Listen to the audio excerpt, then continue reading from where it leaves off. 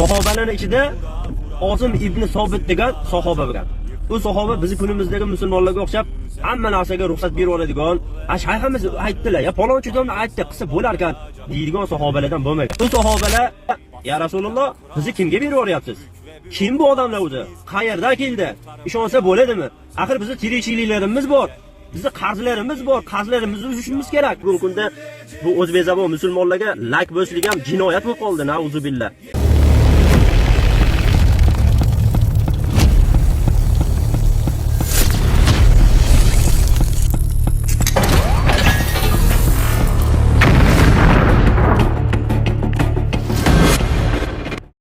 وإذا رأوا تجارة أو لهوا انفضوا إليها وتركوك قائما قل ما عند الله خير من اللهو ومن التجارة والله خير الرازقين. الله خير الرازقين.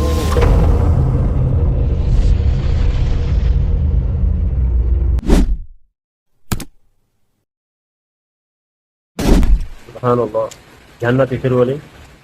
Jannatda undan ham go'zal. Aqllaringiz ko'tara olmaydigan darajadagi go'zallikni ko'ring. Xo'p, shuning uchun nima qilishlik kerak? Sahobalarga ergashishlik kerak. Sahobalar hayot kechirgandaka biz ham hayot kechirishligimiz kerak. Qur'on sunnatga ergashishligimiz kerak. Qaydagi bo'lar bo'lmas kazzob, yolg'onchi, maddoh o'zlariga podshohlarni qo'ltig'ining tagiga kirib olib, bir narsalarni din qilib yasamagan odamlar emas. Sahobalarning ichida Osim ibn Sobit degan sahoba bo'lgan. Mana bu sahobani hattoki jasadini ham Alloh azza va jalla mushriklarni qo'li yetmaydigan darajada o'zini huzuriga ko'tarib qo'ygan sahoba. Sahobalarning ichida Osim ibn Sobit degan sahoba bo'lgan. Bu sahoba bizi kunimizdagi musulmonlarga o'xshab hamma narsaga ruxsat berib oladigan, shayximiz aytdilar, ya falonchi domni aytdi, qilsa bo'lar ekan deydigan sahobalardan bo'lmagan. Bu sahobalar tepida turadigan, dinga haqiqiy sodiq, Payg'ambar Muhammad sallallohu alayhi vasallamga haqiqiy muhabbati bor bo'lgan sahobalar bo'lgan. Alloh va Rasuli bir narsani aytsa, ustozim ruxsat berdi, dadam unadi, ayam ruxsat berdi degan narsani qilmagan ular. Alloh va Rasuli shu joiz dedimi? Joiz. Alloh va Rasuli shu harom dedimi? Harom bo'ldi. Shu bilan cheklangan. Payg'ambar Muhammad sallallohu alayhi vasallam oldilariga bir qavmdan bir 3-4 ta odamlar kelishadi. Kelib aytishadiki, ya Rasululloh, bizni qavmimiz dinga moyilligi bo'lgan, Qur'onga muhabbati bo'lgan qavm. Shunga o'zingiz ashoblaringizdan 3-4 tasini bersangizda, bizga borib dinni o'rgatsa, Qur'onni o'rgatsa, biz dinimizni o'rgansak deyshadi. Payg'ambar Muhammad sallallohu alayhi vasallam 10 tacha sahobani to'plab, haligi qavmdan kelgan odamlarga qo'shib berib yuboradi. Ana o'sha yerda qarangki, sahobalar, ya Rasululloh, bizni kimga berib yuboryapsiz? Kim bu odamlar o'zi? Qayerdan keldi? Ishonsa bo'ladimi? Axir bizni tirikchiliklarimiz bor. Bizni qarzlarimiz bor, qarzlarimizni uzishimiz kerak. Demaydi. Ya Rasululloh, bo'ldi. Mana shu ish qilish kerakmi? Shu ish qilamiz deb haligi insonlar bilan birga ketishadi, haligi qavm odamlari.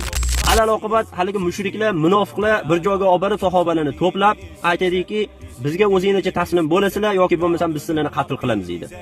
Osim ibn Sobit aytadiki, vallohi deydi, masalaga hech qachon deydi taslim bo'lmayman deydi. Oxirgi joni chiqqungacha ular bilan jang qiladi, shahid bo'ladi. Shahid bo'lishligidan avval Allohga duo qiladi. Ya Robbiy deydi. Mana o'ligimni hattoki mushriklarning qo'lini tegizishlikka izn bermagin deydi. Alloh azza va jalla uni duosini qabul qiladi. Bir rivoyatda juda katta sel yomg'ir yog'ib, uni jasadini yuvib olib ketadi. Yana bir boshqa rivoyatda arala to'zib keladi-da, Osim ibn Sobitni jasadini ko'tarib olib ketib qoladi. Mana sahobalar qanaqa bo'lgan? Sahobalar mana bu dinga xizmat qilishlikda o'zlarining nafslari bo'lsin, bola chaqalari bo'lsin, ishlari, dunyolari, mollari, ota-onalari hamma narsani kechib qo'yib, mana shu dinning yo'liga haqiqiy ixlos bilan xizmat qilgan sahobalar. Hozir endi ba'zilar chiqib aytmasin, bola chaqani kim boqadi, ota-onaning rizqi qaydan keladi deb. Nauzubillah. Sahobalar ana shunaqa demaganligi uchun Alloh azza va jalla ularni tanlab olgan. Haqiqiy muhabbat dinning yo'liga bor bitini sarf qilishlik bo'lgan. Hattoki Abu Bakr radhiyallohu anhu uyida ota-onasi, bola chaqalari yeb turgan pullarni hammasini yig'ishtirib olib chiqib ketadi dinning yo'liga sarf qilishlikka. Alloh va Rasuli nima aytdimi? Abu Bakr, sen noto'g'ri ish qilib qo'yding. Ota-onaning rizqini qiyib nimaga hamma pulni olib chiqib ketding, dedimi? Yo'q. Shuning uchun Alloh azza va jalla siz bilan bizni ana o'shtaqa ish qila olmasligimizni bilib, mana shu vaqtda yaratdi. Alloh azza va jalla aytadiki, ya ayyuhallazina amanu in tansurulloha yansurkum va yuthabbit aqdamakum. Ey iymon keltirganlar, la ilaha illalloh Muhammadur rasululloh deganlar. Sizlar Alloh taoloning diniga yordam beringlar. Albatta Alloh taolo sizlarga yordam beradi va oyoqlaringni sobit qiladi. Qachon sobit qiladi? Qachon sizlar mana shu la ilaha illallohga to'la to'kkiz bilib bilib nimaligini shunga amal qilib yashaysizlar, Allohning diniga yordam berasizlar, din tarqatasizlarmi, ihson qilasizlarmi, like bosasizlarmi, kommentariy yozasizlarmi? Alloh alam bugungi kunda bu o'zbek zamon musulmonlarga like bosishlik ham jinoyat bo'lib qoldi, nauzubillah. Alloh taolo o'zi tavfiq bersin biz musulmonlarga. Mana shunda Alloh azza va jalla sizlarga yordam berib, sizlarning oyoqlaringizni sobit qiladi dedi. Allohu a'lam.